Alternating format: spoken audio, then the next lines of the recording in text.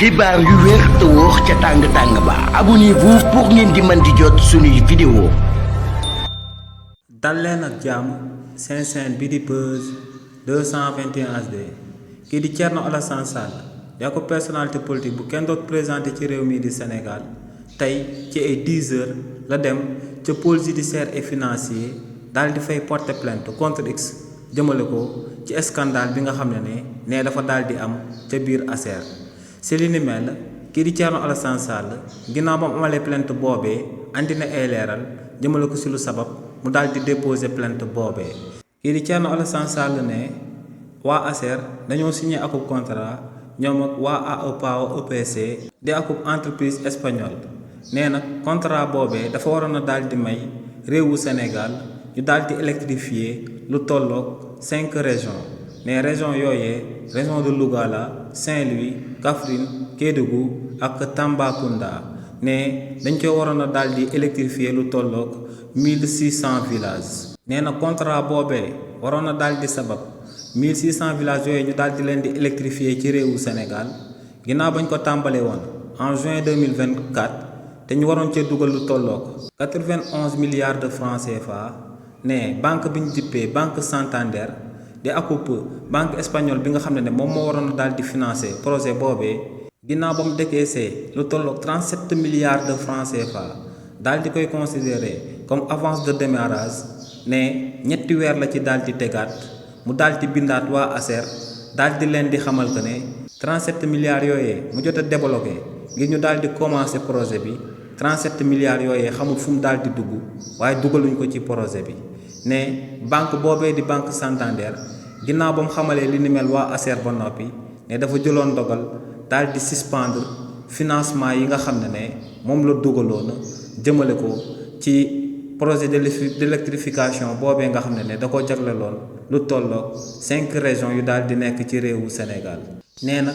lu banque Santander daal di amal ne li ni mel day daal di firndeel que ne kon ci 37 milliards de francs CFA yooyee ñu dugaloon ci projet d'électrification bi doon jaar ci diggante ASER ak AEPAO EPC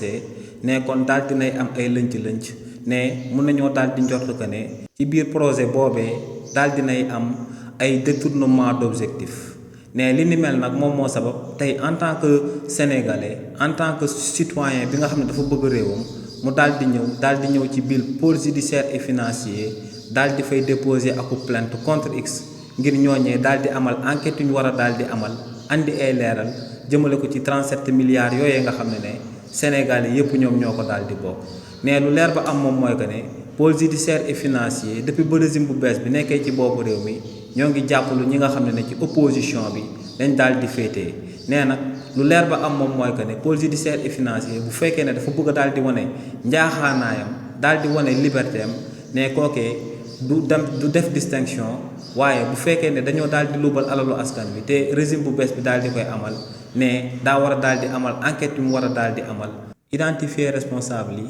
ne bu responsable yi bokkoon ci régime président Macky Sall ñu daal di leen di teg loxo ne bu responsable yi bokkee ci régime actuel bi ñu daal di leen di teg loxo. ne li ni mel la waa pôle judiciaire et financier war a daal di amal ñu Sénégalais yi di soog a xam que ne ñooñee dañoo daal di tëddee njaaxaanaay. ne nag lu leer ba am moom mooy que ne projet bi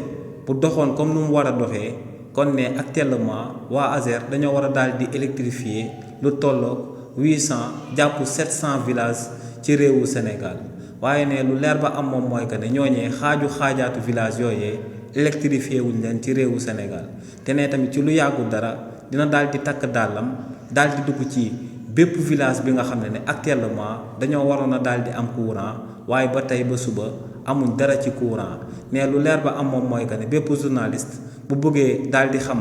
liggéey bu mu na ma daal di amal na ko daal di topp ci terrain bi. kii di Thierno Alassane Sall ne moom lu ko waroon en tant que député en tant que citoyen sénégalais daal dina koy amal jaanam wàcc na daal dinay déposer plainte contre X ngir ñu daal di leeral scandale bi nga xam ne bépp sénégalais bëgg na mu daal di leer te ne scandale boobee moo ko jaf ASER daal di fay fees dell. xibaar yu wér te wóor ca tàng ba abonnez-vous pour ngeen di mën di jot suñuy vidéo.